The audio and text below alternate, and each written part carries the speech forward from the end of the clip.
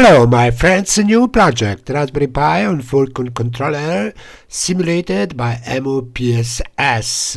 Each fueling point has two LED diodes, one is blue, the second one is red. Blue means it needs pre-authorization and the red one means it has unpaid transaction.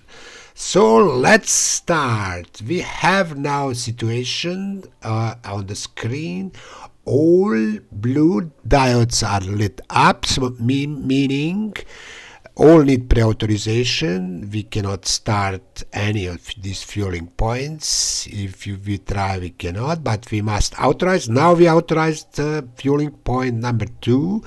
Blue diodes went off.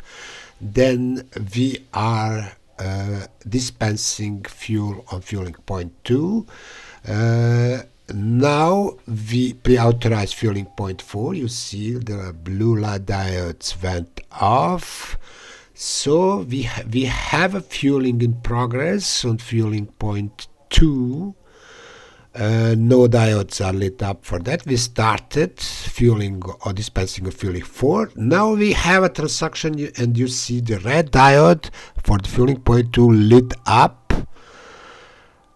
We locked it. You see the change. You see on the status that Raspberry Pi knows that transaction very well.